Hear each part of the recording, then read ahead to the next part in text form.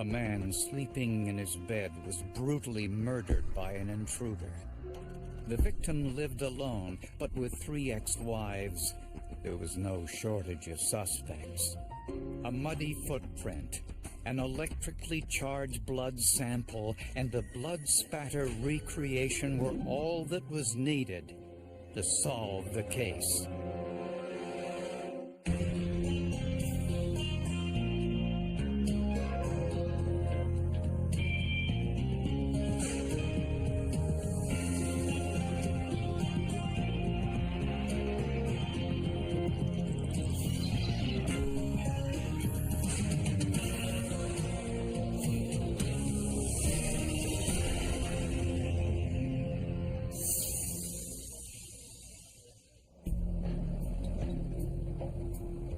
"47-year-old Bill Lowe's rarely missed work.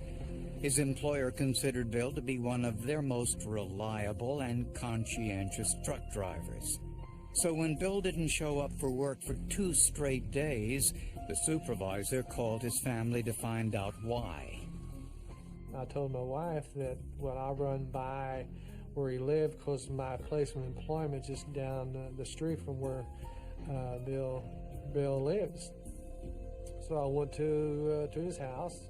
Bill's car was outside, and his front door was open.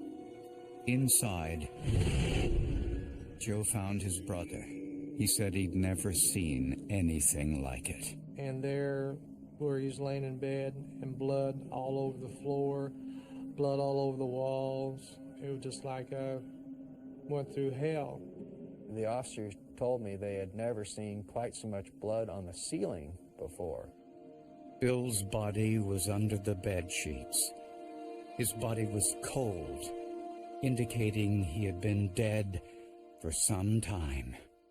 You wouldn't think it happened to you or to your family. In a small town like Cape Girardeau, Missouri, police and sheriff officers all knew Bill Lowe's. They said he was an easygoing man who never finished high school but was a hard worker. He spent his free time playing pool at a local bar. He had a history of some drinking, but that was it. There was no indication that William Lowe's was involved in any kind of drugs or gangs or any kind of activity or illegal activity like that. Police found no signs of forced entry, but Lowe's had a habit of leaving his doors unlocked, a habit his friends and family would have known. Whoever committed this crime either knew that there was a certain door would be left unlocked, or they had a set of keys. So it was someone close to him. The fact that we found his wallet in his pants pocket undisturbed indicates to me that robbery was not a motive in this case. It has long been a rule of thumb in homicide investigations that 75% of the time the victim knew his killer or was related to his killer, that it's either a friend or a family member. Forensic pathologist Dr. Mary Case performed the autopsy and quickly concluded this was a homicide. He had 4 very large wounds above and slightly behind the ear, then going towards the back of the head. And Dr. Case found proof that Bill Lowe's was asleep when he was attacked and never heard the killer. There were no defensive wounds, which are wounds that we sometimes see when people are trying to ward off an injury, hold up their hand, hold up their arm, and then you would see injuries to those surfaces. There were no other wounds to his body. Bill Lowe's was virtually totally deaf in one ear and partially deaf in another, which also explained why he could be sleeping in bed, not hear the killer come into the house. It was a very vicious attack. You have a man who is asleep in bed, and from the blood spatter evidence, you can tell that he never moved at all. Police didn't find the murder weapon at the crime scene, but Dr. Case suspected it was a long, linear object.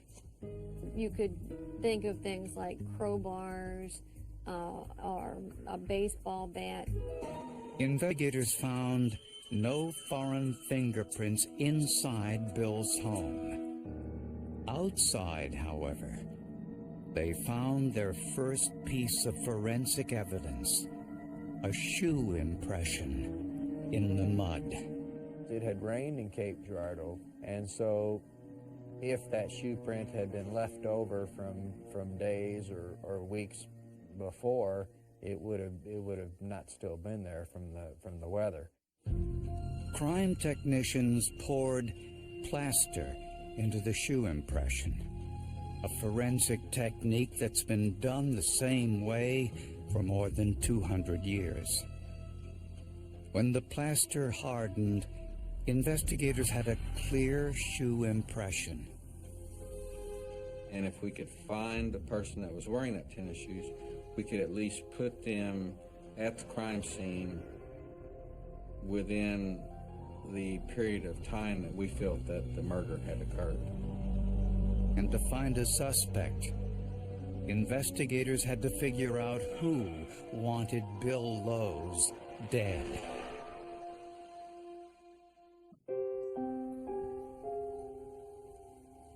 After the funeral was over with, I don't know how many different people came up to me and said that Bill had helped him out or gave me a room to stay or gave me food. I didn't have anything.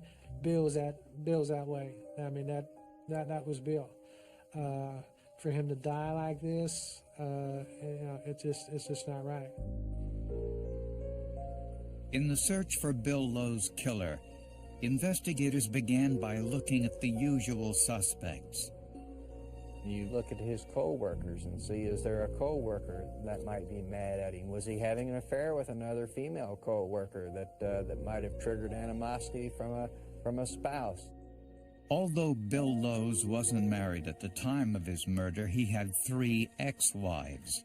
80% of homicides that occur are considered love-hate killings. You had to love the person enough to kill him or hate him enough to kill him. And to do that, you have to be close to that person. Him and his first wife were still on good speaking terms because they had a child together. His second marriage, I think they were still on good terms, but it just didn't work out. Ex-wife number 1 and ex-wife number 2 both had alibis for the night of the murder. And of course, the third marriage, that's a different story. 39-year-old Wanda K. Knupp was married to Bill Lowe's for about 2 years. I thought Bill, when I first met him, was a gentle, kind person. Bill's family wouldn't accept me because there's no saying in southern Illinois, you don't come from the right side of the railroad tracks, you're the wrong type. And I came from the poor side. Bill was Wanda's 6th husband, and she was convinced he would be a wonderful stepfather to her 17-year-old son, Brian. He was a great man, you know. I enjoyed going out and doing things with him. The job he had, I used to go with him all the way up to St. Louis and back, helping him and stuff. Wanda and Bill both drank heavily, ran up debts, and their fights were occasionally physical. When he started drinking, it went to I loved him at one time. He was a great stepfather. But when he was drinking, he was a piece of What caused us to decide to separate is when I took one severe beating from him.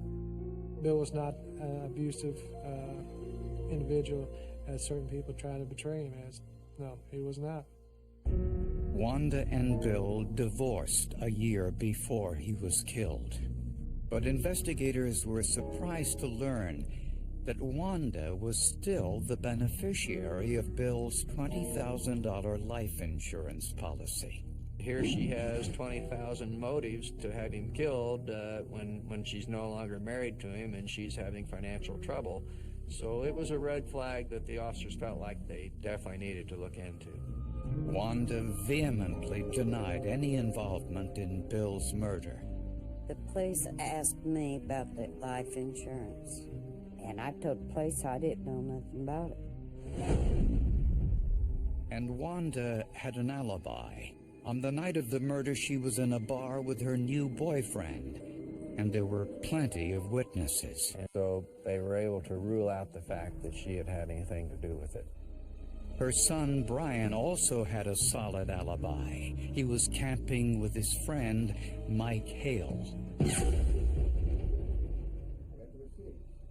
Michael Hale backed up the alibi. They went fishing. He could produce receipts of where they went and bought the camping supplies and the food for the camping outing. No one seemed to have a motive, and the investigation quickly turned cold.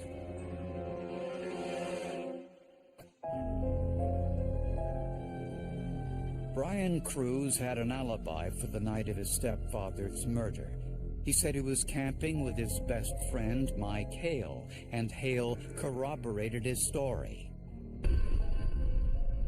The police interview with Brian Cruz was routine.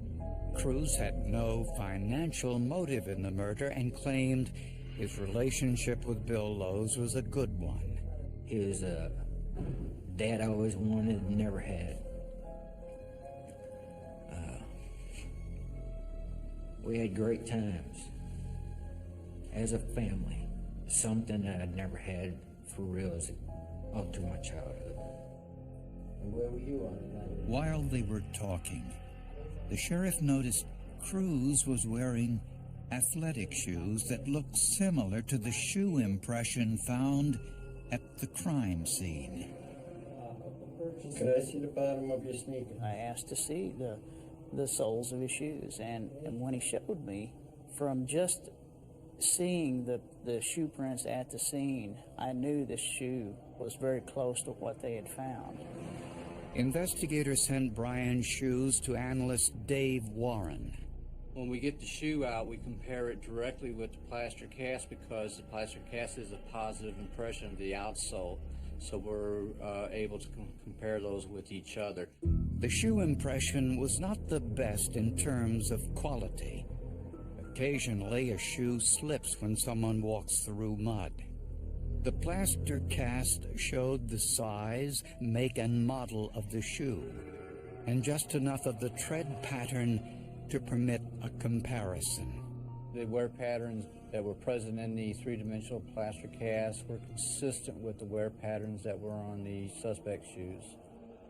It was a gotcha type piece of information, like, we found these shoe prints and they look like they match your shoes. And so, part of you is sitting there thinking, kind of like a chess game, what's his next move? And, he's sitting across the table and he's sitting there thinking, oh my gosh, they've got my shoe prints at the scene now. Oh crap, what am I going to say next? But Brian Cruz had a simple explanation. He said he went to Bill's home a few days before the murder to get some of his mother's personal belongings. He said he left the shoe impression at that time. So police needed to make sure Brian's alibi for the night of the murder was airtight. And the alibi started to crumble when police discovered that Brian's friend, 31-year-old Mike Hale, had a prior conviction for robbery. Michael Hale had been to prison already, so he knew that the stakes were high. Initially, Mike Hale corroborated Brian's alibi, but under pressure, Hale started to change his story. When it got to a certain point, it was just like, I'm going to tell you what I know. And so then Brian Cruz's alibi then began to be torn down. Mike Hale admitted he was with Brian Cruz on the night of the murder and said they stopped by Bill Lowe's home. Hale said he waited outside while Brian went in to speak with his stepfather.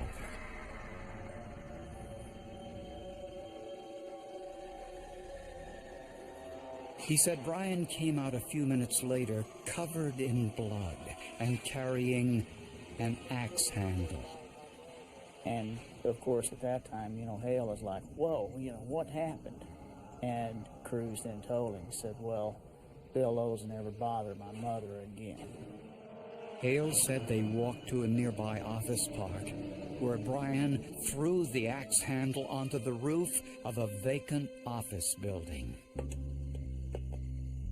Police found a wooden axe handle just where Mike said it would be.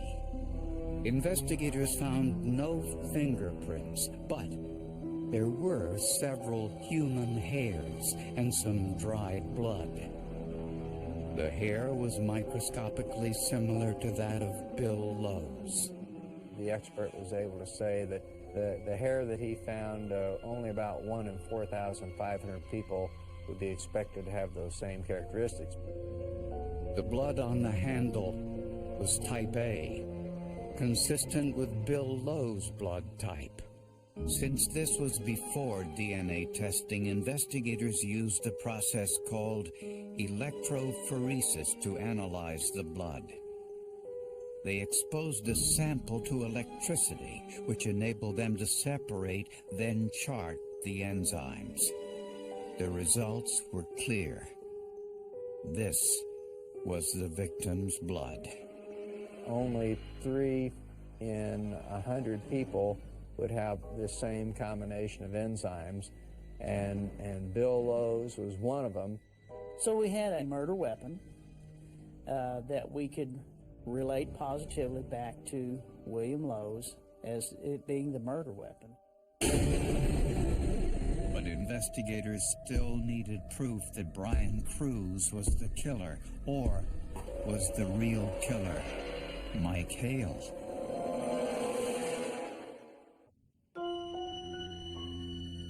Forensic testing proved that Bill Lowe's was beaten to death with the wooden axe handle found several blocks from the crime scene. But there were no fingerprints found on the handle. So investigators weren't sure who had used the weapon. Mike Hale said Brian Cruz was the killer. But when told of Hale's statement, Cruz denied it. I can look you in the eye, you can hook me up to the lie detector test, and I can tell you point blank, I did not kill Bill Lowe's, I did not conspire to kill Bill Lowe's, and I'll take any test you want. Cruz claimed that his accuser, Mike Hale, was the real killer. So investigators confiscated the clothing each man was wearing on the night of the murder. After a careful evaluation, investigators found no blood spatter on Mike Hale's clothing. If Hale had been involved in the murder, he would have had at least some blood on his clothing. But on Brian Cruz's black sweatshirt and his jeans, investigators found tiny specks of blood spatter consistent with the type created in a beating. The blood was Bill Lowe's. The blood on the sweatshirt by itself shows that our victim and suspect were at one time together when the victim was bleeding. That's pretty powerful stuff.